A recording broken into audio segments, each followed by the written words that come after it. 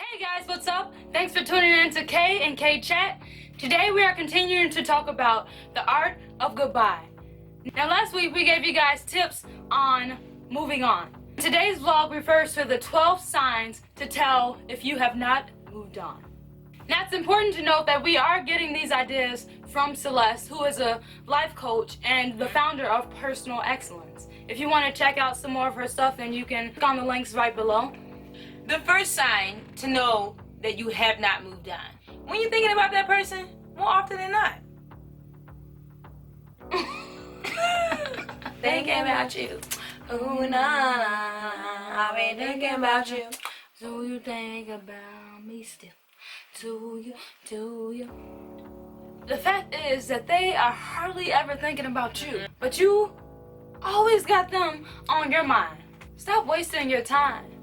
Right, I mean, just that mental capacity. Like, you know what I'm saying? Something, anything else. What you gonna eat for dinner can be on your mind. You know what I'm saying? Like, it's just an action to that movement. It's not like you don't care or like you didn't care about it. Dissing them personally. Right. No. It ain't no harm. No hard feelings. Right. You know what I'm saying? No hard feelings at all. Where you at now, you ain't got time for it. Right. When you think about them when you don't want to. Yeah. I mean, because you could be like, sitting in the mall and like you shopping, you having a good time. Why am I thinking about you right now? But like maybe that was like y'all spot or something, like y'all kicked it right there. You know, sometimes it makes sense, right? When it's constant though, you know what I'm saying? You ain't moved on.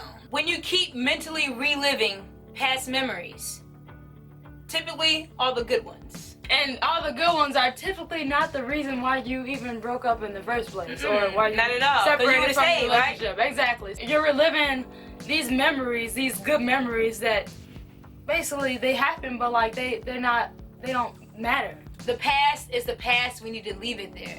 Even the good memories, let it float, but don't let it linger for too long. When you still have questions about the past, like what could have been, or like why didn't it turn out this way? We always gonna question ourselves on like shoulda, coulda, woulda, like regretting what coulda, shoulda happened. You can't be at that state. You wanna move forward in life. You wanna focus on what is now. Not about like what I coulda fixed or what I coulda did to be a better person then. Like the relationship is already gone. So like you know what I'm saying, see what you can fix for the next one so you can better yourself. Yeah, totally. Like how can you better the next relationship? The next one being is when you play the blame game. It's not a matter of it's your fault or it's my fault. Like, we both have part in this. Like, we both were in this together. You know? It creates more confusion and more chaos, and it's not getting down to the point of it's over. Like there's no need. Fault it is. That's childish. Yep. So another sign is when thoughts or sight of him triggers an emotion within you. Like, I feel a little crazy right now. I feel angry or resentment. Like, you know. Punch wall. Yeah. Punch him. Or just feelings of love or something. You feeling warm inside still. Like, why is you still making me feel this way? Like, why is my heart saying something different? Exactly. Like, and that's what we all try to figure out. I would say that you would follow your mind and your intentions. Follow where you want to go. Like, stay focused. The next one is when you keep trying to improve yourself because you felt like you weren't good enough for them.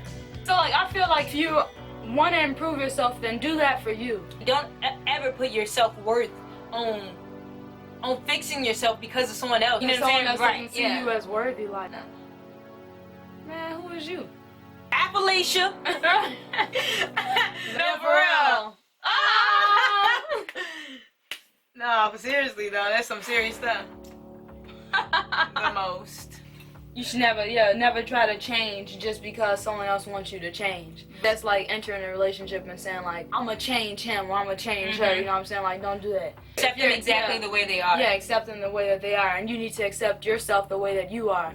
And if you want to better yourself, then do that for you. Because you are the best, you are the greatest, you are worth it, and you will succeed in your next relationship. You didn't lose anything. You gained a lesson and experience to make you greater for the next one. Another one being when you have that desire within yourself to hurt them in some sort of form as a way of getting back at them or like to make them regret what they did. A pretty plain example for that is, or just like ill feelings towards them, like like you just disgust me. Just wishing like ill on him. I hope your next relationship doesn't work out. You don't get glorified by putting anyone else down. You're not asking for a successful next relationship if you worried about his and his failing. That's not how you win. You reap whatever you sow. So you just want to keep good character at all times. Be your best you without putting someone else down.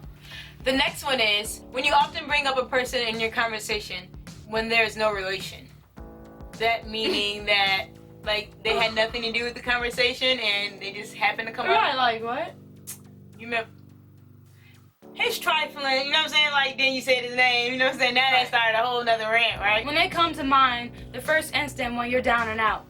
Like they the first thing that come to your mind when you're sad or you're having a bad day. It's like, they'll be here to comfort me right now. Like I wish I could just get a text from them. If that's the way it is, if that's the first comfort that you want, like you ain't over it because you're still looking for that affirmation, that like that. Right. That affection from them. And that like love. That. Now another one being when you have a desire or like the urge to contact them, like when you told yourself that you wouldn't. Maybe I should call.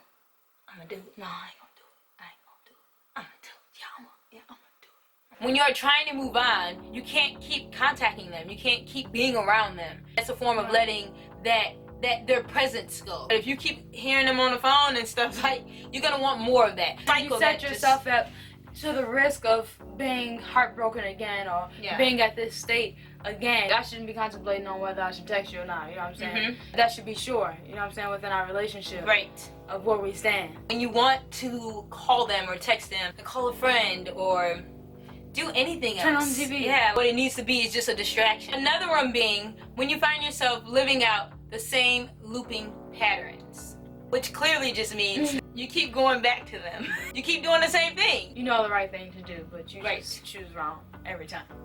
Every time.